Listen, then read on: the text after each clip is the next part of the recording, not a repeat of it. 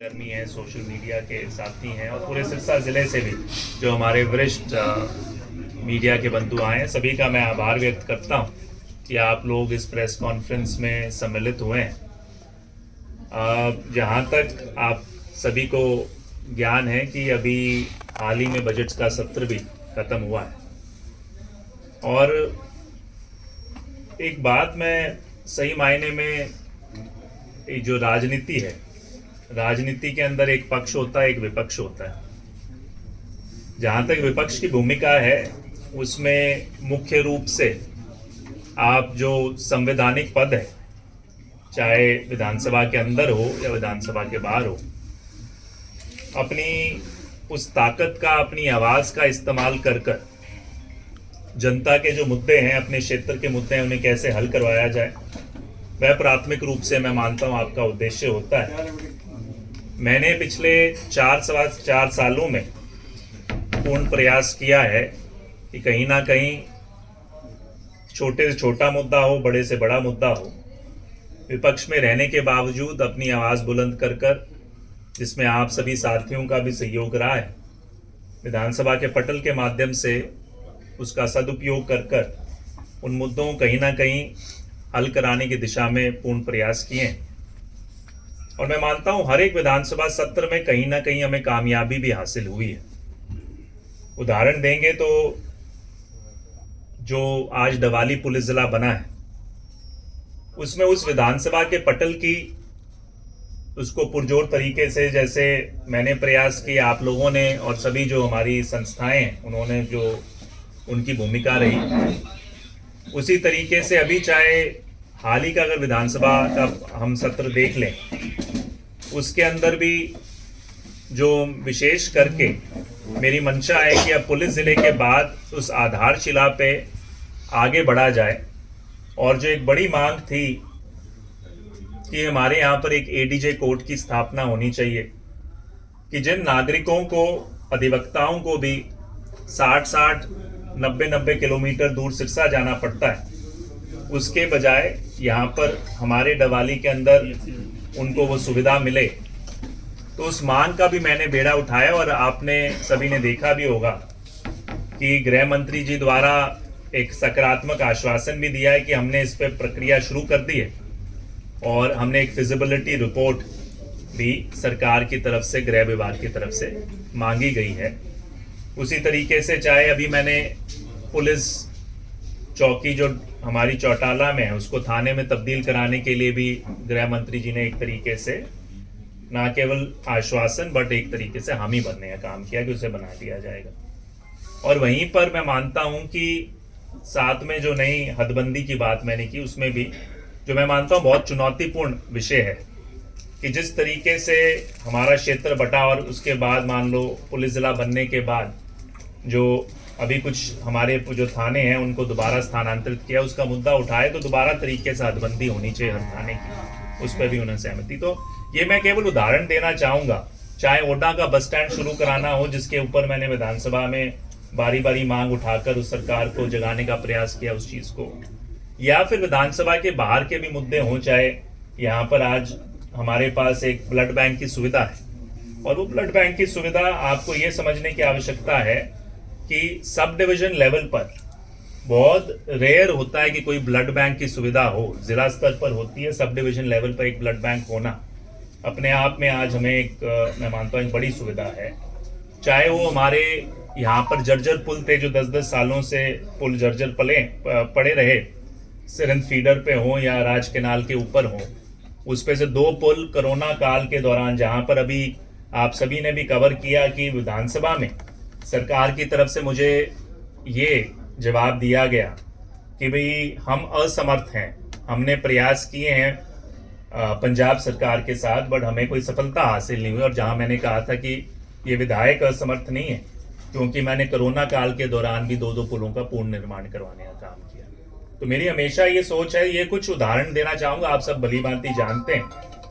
कि कुछ ना कुछ हम विधानसभा के माध्यम से भी और विधानसभा के बाहर भी प्रयास करके हासिल करने में कामयाब, अगर नियत हो, मंशा हो, जिद हो तो बहुत कुछ हासिल हो सकता है। ये उसका उदाहरण है। तो मैं कहा कि ये एक विपक्ष की एक जो भूमिका है।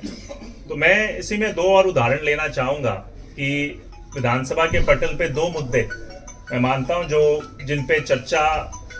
होने का समय नहीं मिल पाया, बट मैं मानता हूँ बड़े ज़रूरी हैं समझने के आधार पर, उनका उदाहरण लेते हुए आपसे चर्चा करना चाहूँगा। एक जो मुद्दा मेरे दिल के करीब रहा है और जिसके लिए मैं मानता हूँ आज एक तरीके से डवाली हलके को मैंने कहीं ना कहीं पूरे हरियाणा के मानचित्र पर लाने का काम किया, जिस मुद्दे का कारण वो है कालवाना खरीफ चैनल। यहाँ तक कि मैं मानता हूँ जो मुख्यमंत्री जी से भी कोई साथी मिलेगा तो उनको भी ज्ञात होगा कि कालवाना एक गांव पड़ता है, क्योंकि इतनी बार मैं इस मुद्दे को उठाता है। तो इस मुद्दे के ऊपर मैं मानता हूँ एक बड़ा दुर्भाग्यपूर्ण है, जिसमें सरकार की एक कहीं ना कहीं कथनी और करनी के अंदर इस बात का भी हमें स्पष्टीकरण मिला कि सरकार जो कहती है उसमें सच्चाई कितनी होती है, वास्तविकता कितनी होती है।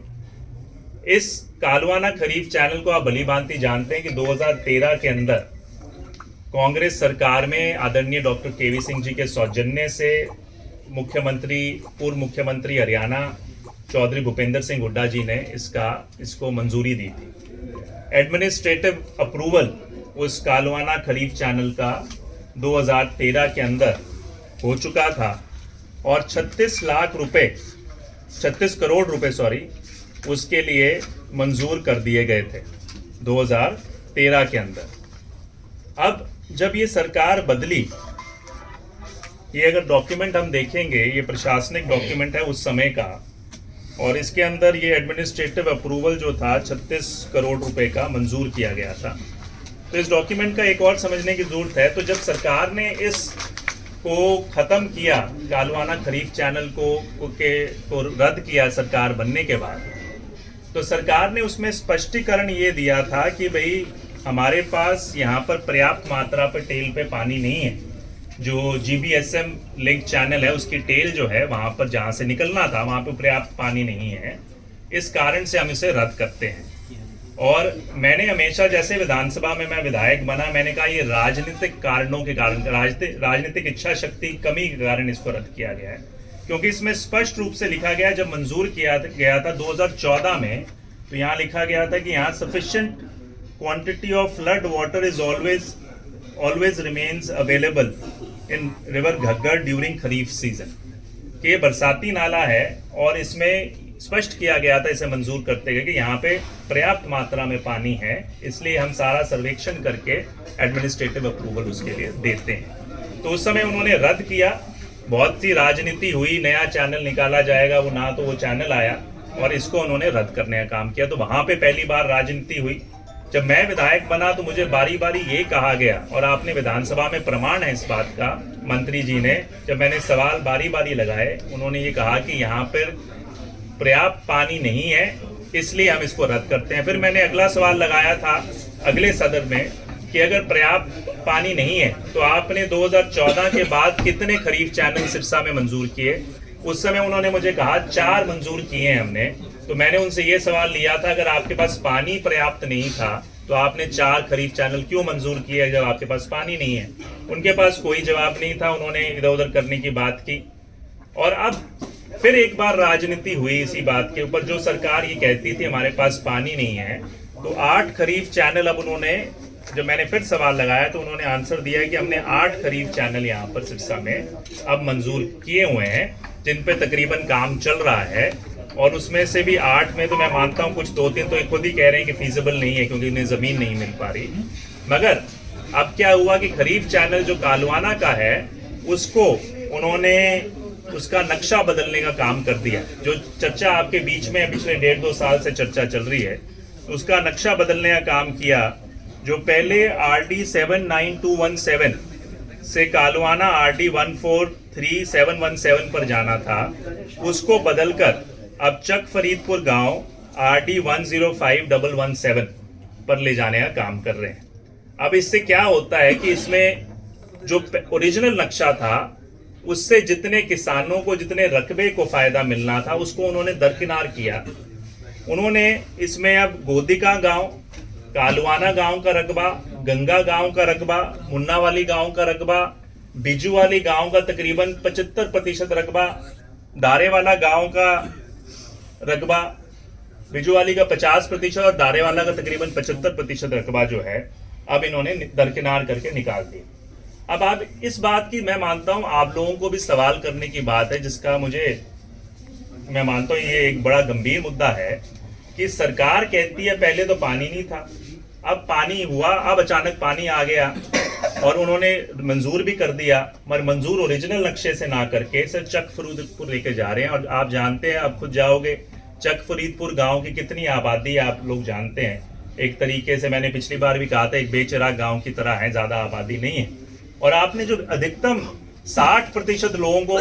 फायदा होना, तो उनको दरकिनार करके छोटे से रकबे को अब फायदा पहुंचाने का प्रयास किया जा रहा है। वहां क्या कारण है वो आप लोग भली भांति जानते हैं। यह राजनीतिक कारण है, किसी को व्यक्ति सरकार में बैठे हुए सत्तारूढ़ पार्टी के लोगों को लाभ पहुंचाने की बात है।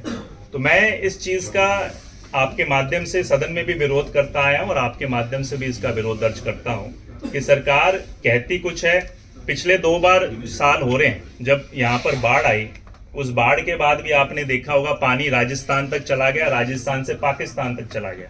मगर उस समय जाते टाइम भी सरकार ये कह रही थी हमारे पास पानी की कमी है, और हम कहते रहे ये तो खरीफ चैनल है, जब बारिश का पानी आएगा तो किसानों को फायदा होगा। और उसका उदाहरण भी हमने दिया कि रक्ता खेड़ा खरीफ चैनल बनने के बाद रक्ता खेड़ा गांव के और जो दूसरा नुइया वाली गांव तक जैसे है, उन सभी को कितना लाभ हुआ है किसानों को, वो आपके सामने। उसके बावजूद भी सरकार आज की तारीख में अपनी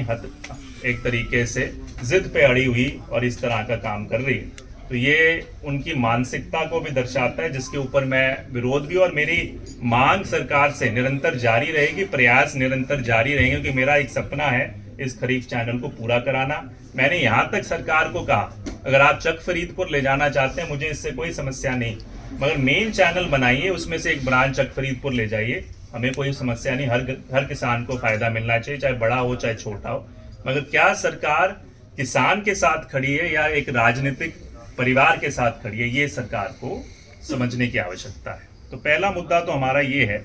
दूसरा जो जिस पे चर्चा नहीं हो पाई वहां पर, दूसरा मुद्दा मैं मानता हूं जो जरूरी है वो एनडीसी का मुद्दा है।